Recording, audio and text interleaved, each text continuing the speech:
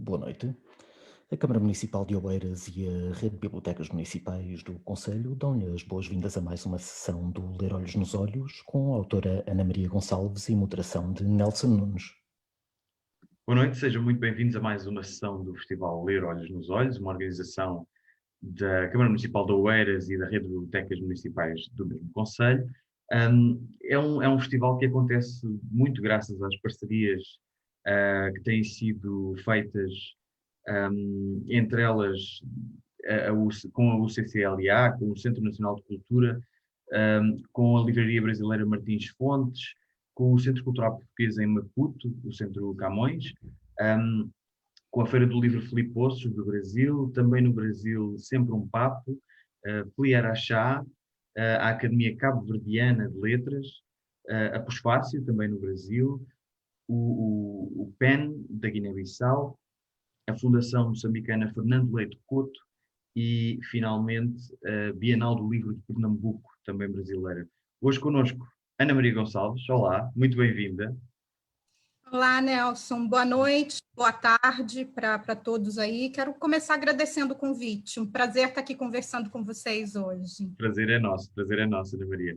A Ana Maria nasceu em Ibiá, em Minas Gerais, em 1970, é isso? Isso. Trabalhou algum tempo como publicitária, e escreveu desde cedo poemas e contos, essencialmente, e começou a publicar em 2002. Escreveu o romance Ao Lado e à Margem do que Sentes por Mim, e em 2006, Um Defeito de Cor. E mais recentemente, em 2016, escreveu a peça de teatro Tchau Querida, e em 2017, Chão de Pequenos. Ana Maria, não levará a mal se eu disser que é uma escritora desconhecida em Portugal, até porque não tem nenhuma obra ainda publicada por cá. Por isso, aquilo que eu a desafiava a fazer era a apresentar-se ao público português. Uau, tarefa difícil. Como o Nelson disse, né, eu comecei como publicitária, eu não tinha nenhuma experiência em escrever literatura, embora seja... cresci lendo muito, né? Tenho uma sorte de ter mãe leitora, e então um exemplo em casa de lendo. E num determinado momento que eu estava cansada da área de publicidade, eu estava trabalhando já 12, 13 anos e procurando alguma outra coisa para fazer. E uma amiga me chamou para escrever com ela o roteiro de um documentário sobre lugares em São Paulo onde a comunidade latina se encontrava para conversar, dançar, comer, né, conversar, estar junto. E eu me lembro de estar numa livraria fazendo pesquisa para esse roteiro e, assim, magicamente, um livro do Jorge Amado caiu, né, aberto no meu braço, né? E o prólogo do Jorge Amado, desse livro, o livro se chama Guia das Ruas e Mistérios da Bahia de Todos os Santos, é um guia literário, afetivo, né, que o Jorge Amado escreveu, principalmente sobre a cidade de Salvador, publicado em 1943, e esse livro tem um prólogo lindo, que se chama Convite, né, e ele dizia: venha, moça, venha para a Bahia, eu serei teu guia e te mostrarei não apenas o que há de belo. E eu, assim, procurando algo para fazer além da publicidade, né, caiu aquele convite para conhecer Salvador, né, nas minhas mãos. Jorge Amado ainda estava vivo na época, isso foi 2000, por aí.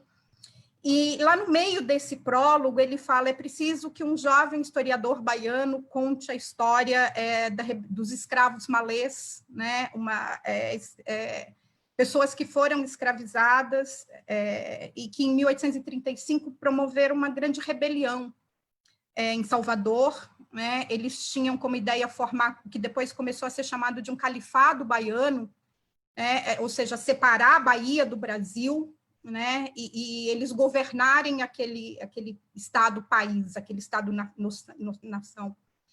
E, assim, eu não conhecia, eu nunca tinha ouvido falar dos malês, né? Nunca tinha ouvido falar dessa parte da história do Brasil, que ao mesmo tempo em que me é tão cara, me é tão desconhecida, né? Durante muito tempo, principalmente durante o período da ditadura, cristalizou-se na ideia de que havia aqui no Brasil essa questão de uma democracia racial, que nós éramos um país, um povo acordado, onde não existia racismo, tá?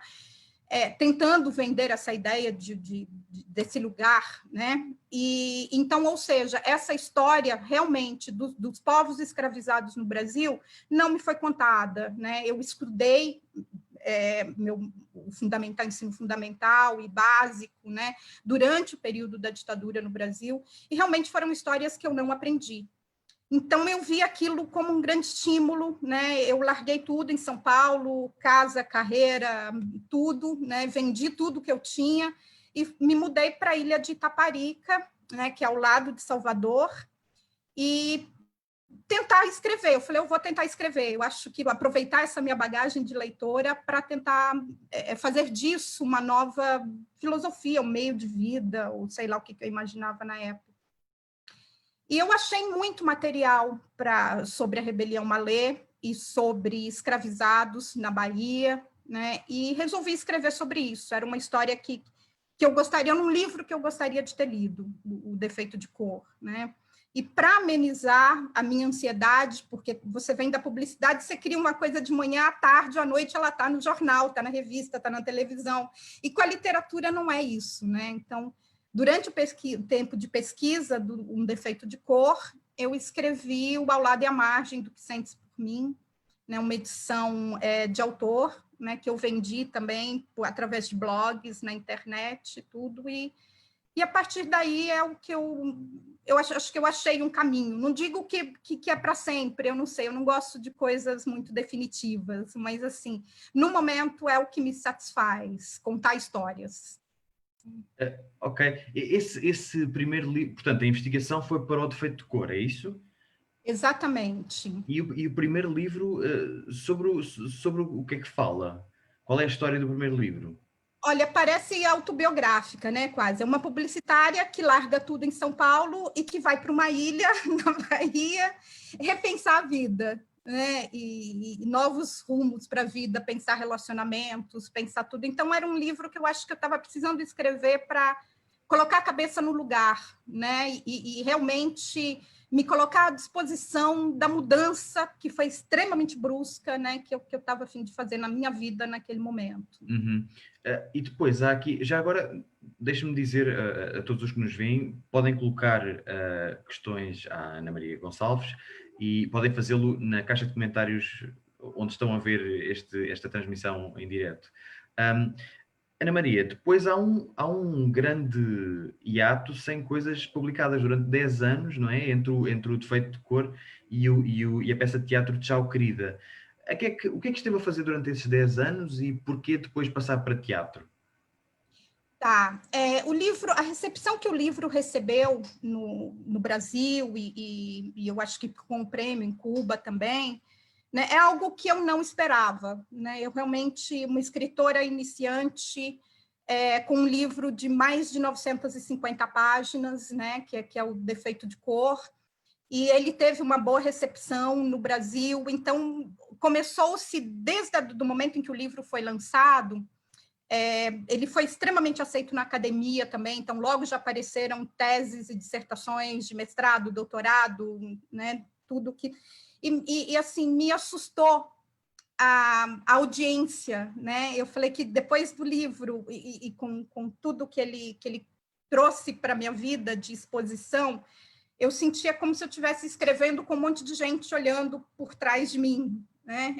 Querendo saber o que eu estava escrevendo, o que eu estava fazendo, né? Muita gente cobrando uma continuação do Defeito de Cor, e eu acho que eu também estava me cobrando algo nesse sentido. Então, eu fiquei quase 7 anos sem conseguir terminar um livro, né? Foi vários começados, eu acho que eu devo ter aí uns 30 livros, né? Em vários estágios, alguns com apenas algumas anotações, outros com 200 páginas, né? Mas nada que me satisfizesse naquele momento, né? Eu destravei com um outro livro que está na gaveta, tem 1 ano e meio que eu terminei de escrever, e não peguei mais nele depois disso, né, que foi, ou seja, O Defeito de Cor é um romance histórico, e eu fugi para a ficção científica, né, porque eu acho que são dois gêneros diferentes e que, para mim, pelo menos no processo de escrita, não houve comparação, né, todo o processo de pesquisa e tudo para escrita,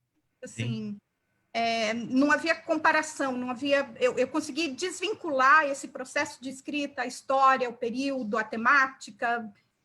Ainda era coisas que eu queria falar, mas estavam bem distantes do Defeito de Cor para que eu mesma pudesse fazer a comparação e barrasse meu processo de escrita. Mas era leitora de ficção científica para saltar para o género, ou foi só, quer dizer, nunca é só, mas ou é uma exploração de um novo género, como fuga do bloqueio, digo eu?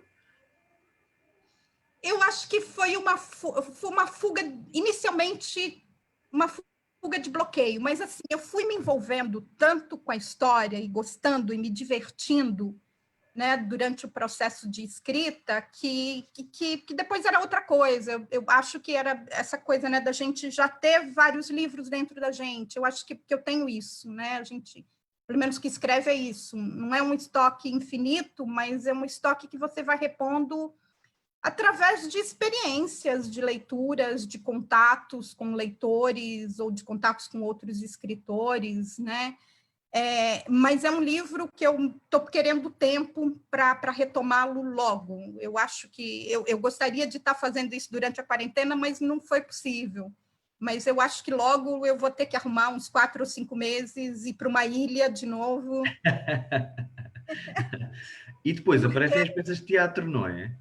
Como é Oi? que depois aparecem as peças de teatro? Como é Exato. que isso surge? Eu me coloco como uma contadora de histórias, e aí, para mim, não importa muito o formato, né? Não importa muito a ferramenta dessa história, né? Principalmente porque eu acho que tem histórias que se dão melhor para teatro, outras se dão melhor em livro, em filme, em TV, né? Então, me interessa muito o estudo dessas outras linguagens, né? Então, durante esse tempo, esses 7 anos que eu não consegui terminar um livro, né? Foi um período que eu também aproveitei muito para estudar, né? Foi um período que eu morei nos Estados Unidos, eu morei 8 anos em New Orleans. Eu fui como escritora residente da Universidade de Tulane, e a partir de Tulane, era para ficar 6 meses, a partir de Tulane eu fui recebendo convites de outras universidades, e acabei ficando 8 anos nos Estados Unidos, né? Então, foi um período, para mim, também muito interessante para estudar questões raciais, né? Porque, principalmente no mercado de livros, né? Da temática, discussões dentro das universidades, discussões públicas, né?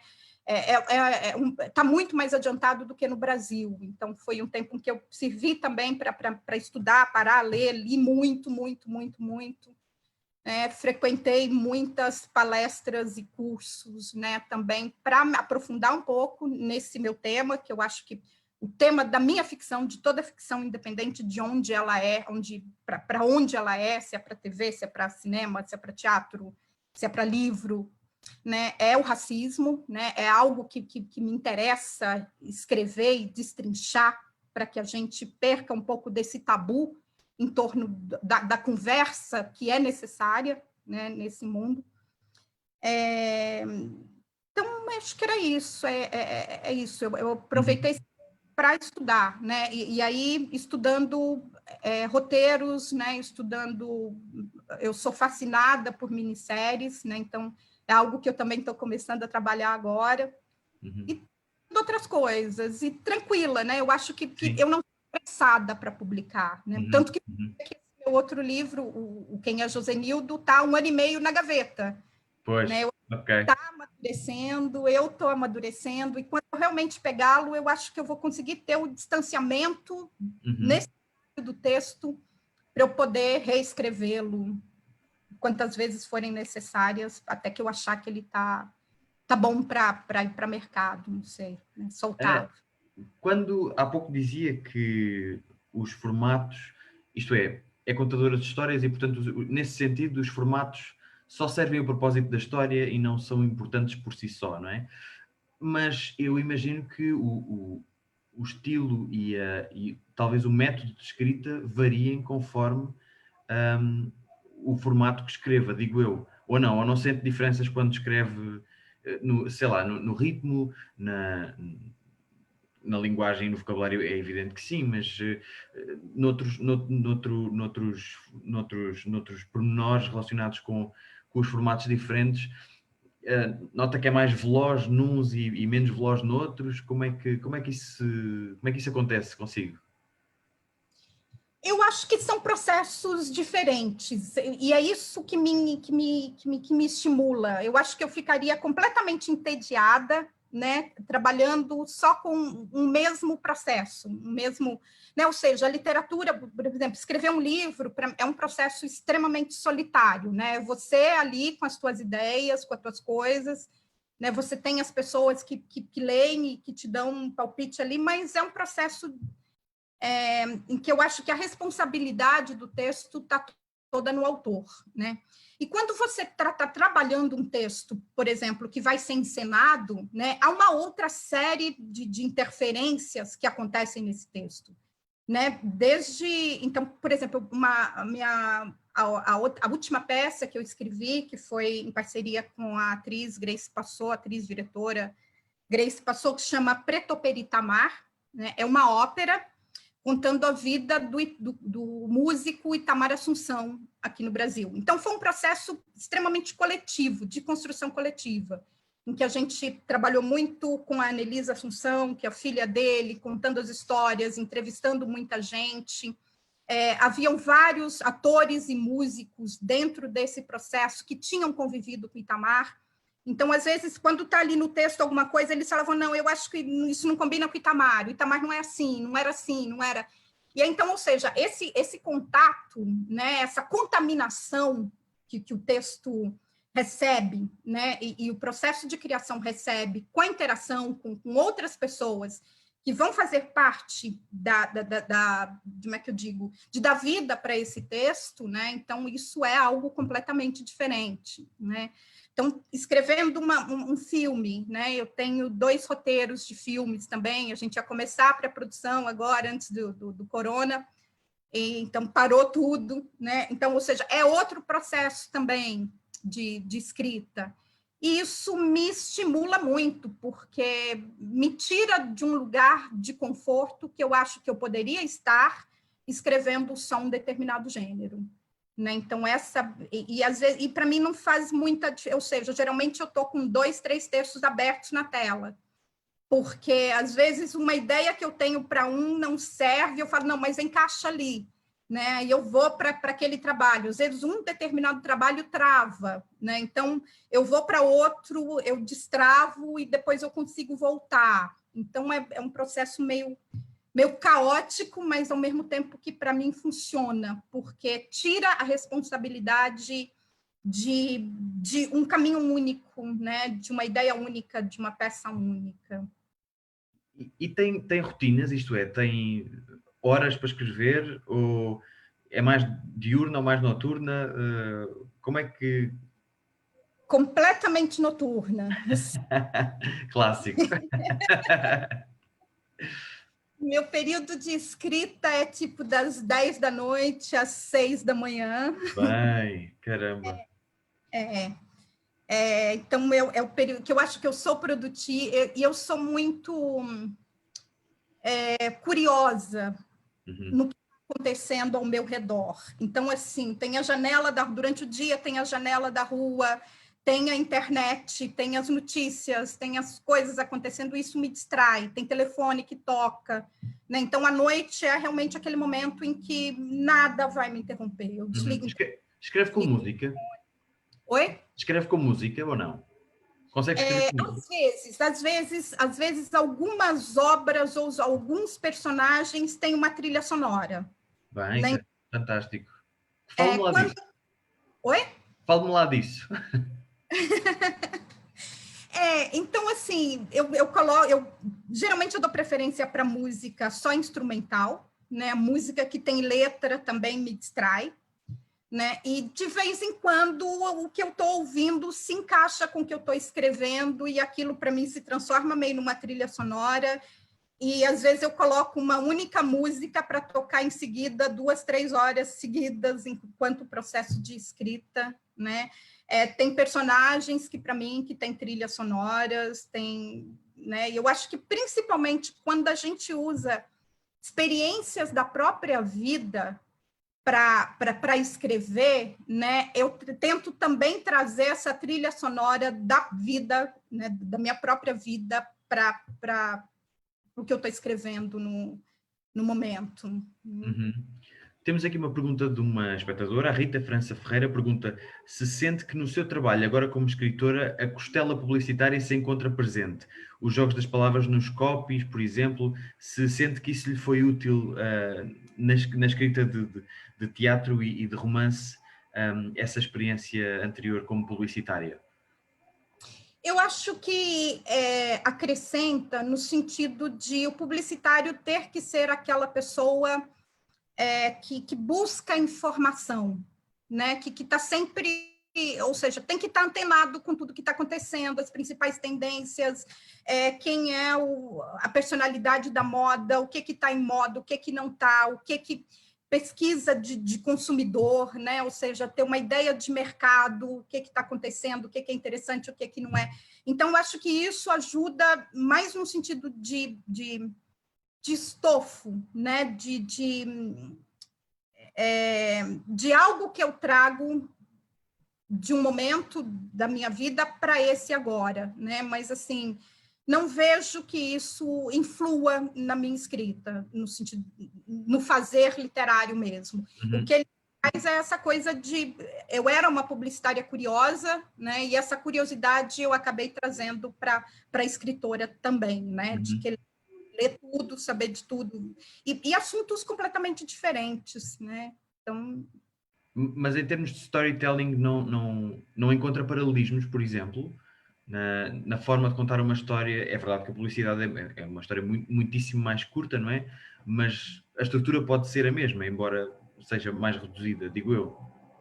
Não encontra paralelismos aí? Eu acho que não, eu tenho muito mais liberdade, acho que a literatura dá mais liberdade, né? A publicidade, ela vem com um briefing, ou seja, você tem que vender esse produto para essas pessoas dessa faixa etária, dessa classe social, né, que estão interessadas em um estilo de vida que pode ser traduzido através da aquisição desse produto, né? Então, isso eu tenho que trabalhar com isso, né? E a literatura não, ou seja, para mim, talvez até o contrário, talvez influa até de uma maneira contrária, ou seja, o que não fazer, né? Assim, eu não escrevo pensando em leitor, eu não posso escrever, eu não tenho, assim que o livro é lançado, ou que a peça, ou que o filme, seja lá o que for, né? Eu não tenho o menor controle sobre a recepção desse produto, né? Enquanto na publicidade eu tenho ali toda uma rede de pesquisas e de métodos e de metodologia de trabalho que busca atingir um determinado fim, né? Na literatura eu não consigo isso de maneira alguma, né? Então, o que eu tenho visto, por exemplo, são as mais diversas leituras sobre, principalmente, o defeito de cor, né? Que as pessoas vêm me falar que leram aquilo, eu falava, jura que... Tem certeza que foi no meu livro que você leu isso? Foi isso que eu escrevi? Porque, assim, cada um imagina o que quiser. Eu acho que ler e entende, compreende, né? A partir da sua capacidade, da sua experiência de vida e do que ele quer ler, né? Naquele momento. Então... Há pouco disse que não pensava no leitor quando escreve. E eu desafio-a com uma pergunta. Isso é possível, sequer, não pensar, quando se escreve, não pensar qual é que poderá ser a reação das pessoas? Ainda há pouco conversávamos sobre a Ana Maria ter estado bloqueada há algum tempo com o facto do defeito de cor ter sido muito bem recebido, não é? Eu presumo que haja alguma pressão de o próximo também tem de ser bem recebido e o leitor que gostou do defeito de cor também tem de gostar do próximo que eu vou escrever. Isso não é um bocadinho inevitável pensar no leitor?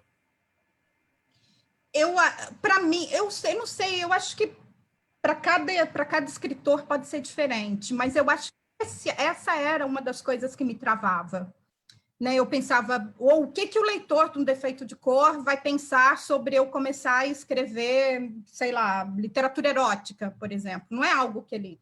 Né? Então, isso me travava. E a partir do momento em que eu falei, não, eu escrevo porque eu não encontrei um livro sobre esse tema que eu quero ler, então eu vou escrevê-lo. Né? Então, ou seja, eu escrevo para mim. Né? Eu acho que eu escrevo para responder dúvidas, angústias, tentar resolver angústias e talvez, às vezes, até colocar mais dúvidas sobre certezas que eu tinha embasadas. Né? Então, é um processo para mim. Né? E uma das coisas que eu acho que eu entendi também, pensando, analisando muito esse processo de escrita e leitor, né? Entre escritor, relação entre escritor e leitor, né? É que quanto mais esse processo era voltado para mim, a partir das minhas angústias, dos meus medos, das minhas alegrias, dos meus anseios, das minhas vontades, né? Isso se traduz de uma maneira muito mais natural no meu texto, né? E a partir dessa naturalidade, e talvez até uma determinada profundidade, porque são coisas minhas e eu sei onde é que isso está me pegando, né? Acabo atingindo também o leitor nesse mesmo lugar dele. Né? Então, ou seja, a partir do momento em que eu esqueço essa entidade chamada leitor, que eu não sei o que é, eu não sei de onde ele vem, eu não sei o que ele busca, eu não sei o que ele lê, eu não sei a bagagem que ele vai trazer para ler o que eu estou escrevendo, né? Então, a partir do momento em que eu esqueço essa entidade leitor, eu acredito que, e volto para mim, é o momento em que eu mais me aproximo dela. Uhum, uhum. É o momento em que, tratando de uma verdade minha, eu posso tocar uma verdade em um ou outro, eu não sei, mas assim, não, eu acho que assim, uma das coisas que eu sempre falo, né, que assim, a minha leitora ideal é a minha mãe, que foi a pessoa que me ensinou a gostar de ler, né, é que a pessoa que lê tudo que eu escrevo em primeira mão. Bem, Né? isso é muito bonito. E a opinião dela, para mim, é extrema, eu a respeito como leitora, né, ou seja, se tocou, se tá bom para ela, se a tocou, mas é a partir de uma relação muito mais afetiva do que profissional, né? Eu sei que não vai me deixar passar vergonha, né? Alguém que vai, isso tá horrível, isso aqui tem que mudar, isso aqui tá assim, né? Então, eu acho que é isso, né? Agora, essa entidade leitor, eu realmente não sei quem é, eu me surpreendo pra caramba quando eles vêm falar comigo, né? De eu ver atingir pessoas tão diferentes e por motivos tão diferentes também. Temos aqui uma pergunta da Maria Ferreira que quer saber se há planos para o Defeito de Cor virar uma série de televisão. Sim, ele está negociada, né, com a Globo. Uau! Eu acho que era um projeto agora para 2021, eu não sei se vai atrasar por causa da pandemia, eu espero que não, porque eu já estou muito curiosa para saber o que vai acontecer, né, ou de ver esse livro num outro formato, né? Eles estão pensando um formato que se chama mini novela, né? Que é uma minissérie, ou seja, uma maxi-série ou mini novela, que tem mais ou menos 60 e 80 capítulos. Okay. Né? Estou curiosa para saber o que vai ser esse projeto. Eu não quis participar, né? Eu acho que eu não tenho o desapego necessário da minha história e dos meus personagens para vê-los. Outra mídia, né? Outra linguagem, com certeza haverá muitas mudanças por aí. Vou fazer uma pergunta provocadora. Se não sente desapego para adaptar o seu romance a uma mini-novela, não tem apego e algum receio que aquilo não seja fiel ao seu livro, à sua história? Tenho. Então, assim, ou seja, foi até um processo longo de conversa com a Globo, de vários anos a gente tentando se acertar e tentando ir assim, para mim, principalmente durante essas produções que tratam de escravatura, que tratam de racismo, ou seja, nunca...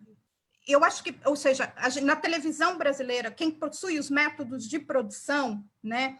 Então, o que você via era geralmente ali uma equipe toda branca, né? Roteiristas, diretores, produtores, e que muitas vezes não sabiam como extrair o melhor de um material, desse tipo de material, né? Por a temática não ser tão... Não é algo que ele estava acostumado a lidar no dia a dia, não é algo com que um branco convive com racismo no dia a dia para poder ter, ou seja, uma compreensão de uma sensibilidade a partir da experiência. Então, isso era muito importante, que tivesse uma equipe lá dentro trabalhando, e uma equipe diversa, né? Então, para mim, foi muito importante negociar uma equipe de roteiristas, de maioria negra, né, mulheres e pessoas em quem eu confiava. Então, por exemplo, um dos roteiristas é o escritor Paulo Lins, do Cidade de Deus, né? Tem um consultor, que é o Ney Lopes, que é assim, uma enciclopédia viva brasileira, né? Então, ou seja, está em boas mãos. Ótimo, ótimo. Então, eu acho que confiar no trabalho deles. Dado o tema da escravatura e de uma forma mais abrangente do racismo, eu acredito que para si seja e para o povo brasileiro no geral, não é? Seja um tema urgente. Concorda? Sente que se a série vier a acontecer, e esperemos que sim, em 2021, é um momento crucial para o Brasil até ver essa história, não? Sim, eu acho que a gente está começando a pensar num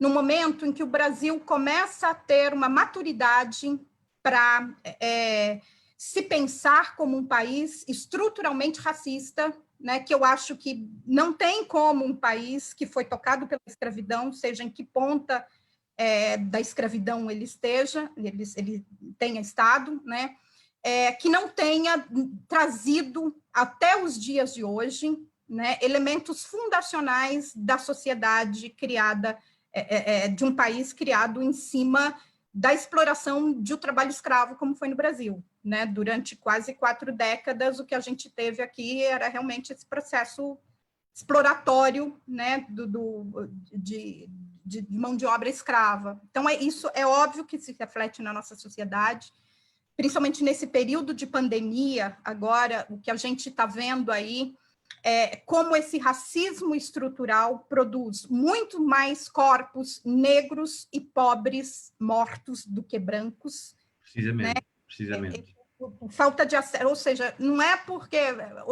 primeiro, precisa entender o que é racismo, que é uma coisa que a sociedade brasileira começou a entender agora. Porque, primeiro, a ideia daquela coisa de que racismo tem que ser violento, tem que ser xingando, tem que ser brigando, tem que ser soltando palavrões, e não é.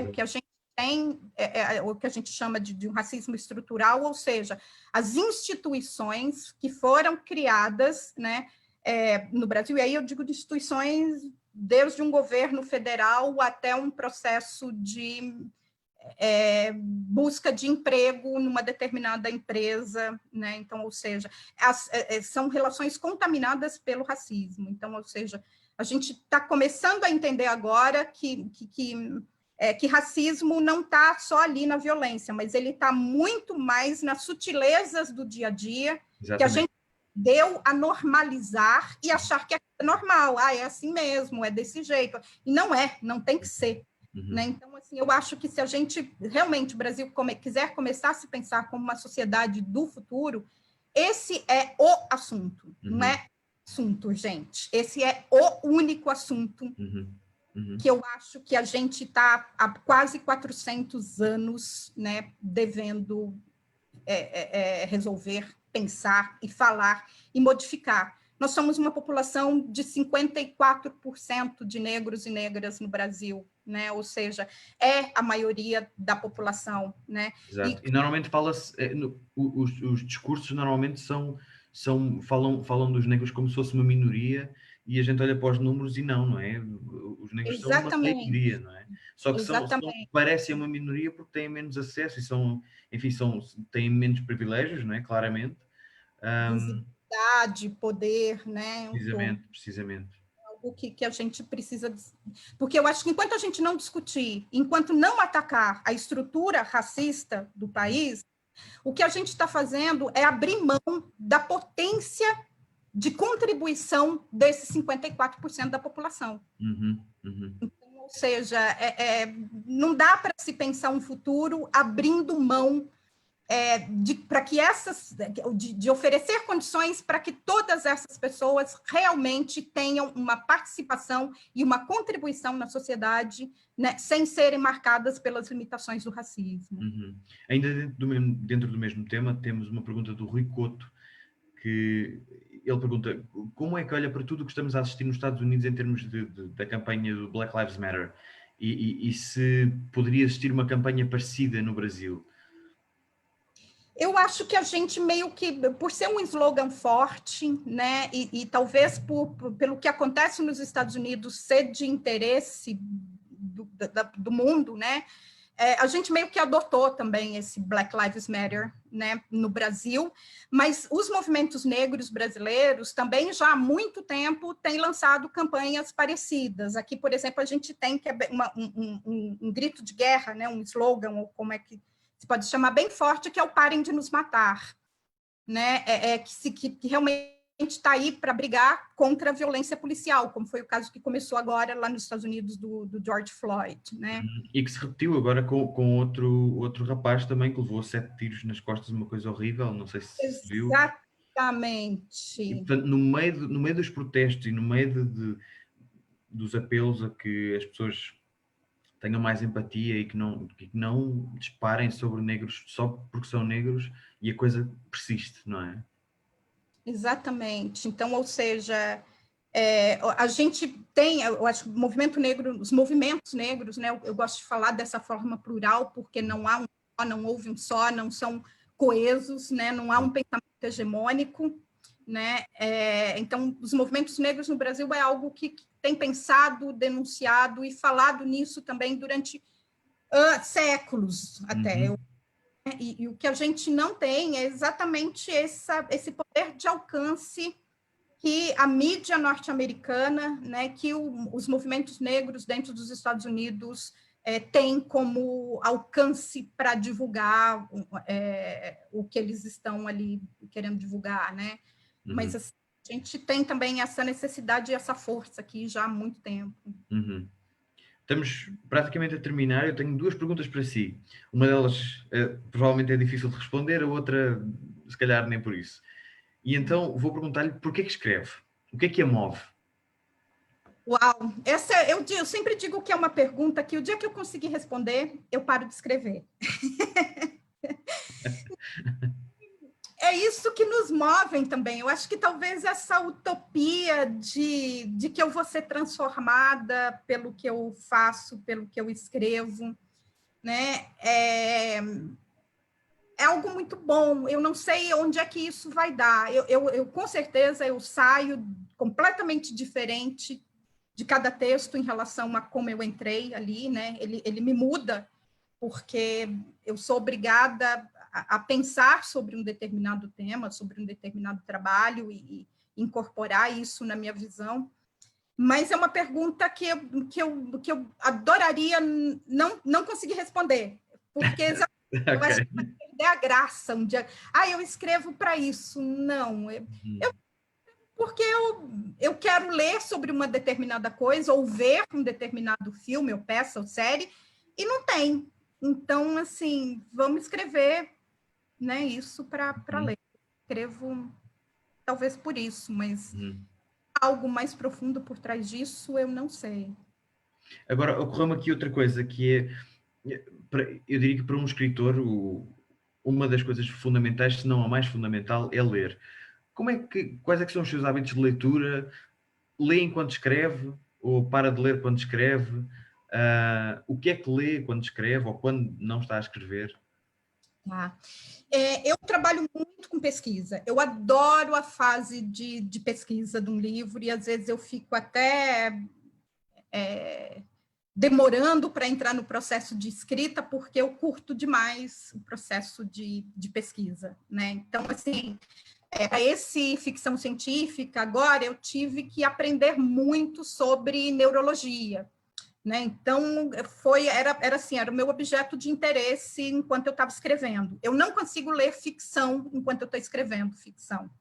É algo que, para mim, contamina o texto. Às vezes, a hora que eu me vejo, eu já estou escrevendo uma frase no estilo daquele livro que eu li, ou no estilo do autor. E tem escritores que são extremamente perigosos para isso, né? Principalmente aqueles que têm um estilo muito próprio, né? Aquilo, a gente se deixa contaminar por isso. Então, eu não leio ficção enquanto eu estou escrevendo. Então, ficção é para os meus períodos de, sei lá, ou de descanso, né? Ou de quando eu estou travada em tudo que eu estou escrevendo, né? Mas eu leio bastante, sim. Eu acho que sempre que me perguntam se algum dia você tivesse que parar você ter que decidir entre parar de escrever e parar de ler, assim, eu não tenho a menor dúvida que eu não consigo parar de ler.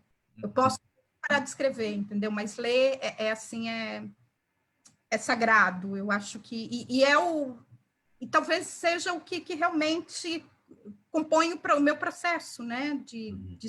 Vou separando ali as coisas que eu gosto, não gosto, criando um senso crítico para autorregular a minha escrita, autorregular no sentido de eu saber reconhecer o que é bom, o que não é, quando está bom. Eu sou alguém eu gosto muito do processo de reescrita, né? Para mim, escrever é reescrever.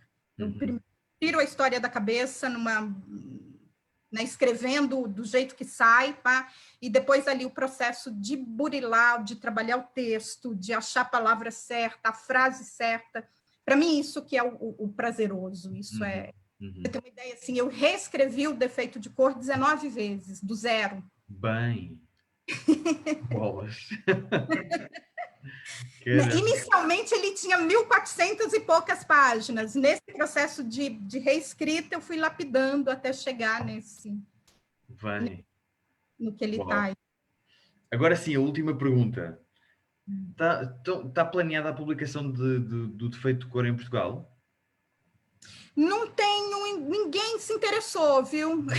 Eu acho que agora, havendo uma mini novela na Globo, um editor que esteja atento à nossa conversa, acho que é capaz Pois é, adoraria ser publicado em Portugal, mas realmente nenhuma editora portuguesa se interessou na publicação da obra. E nem pode dar desculpa que é a tradução, né?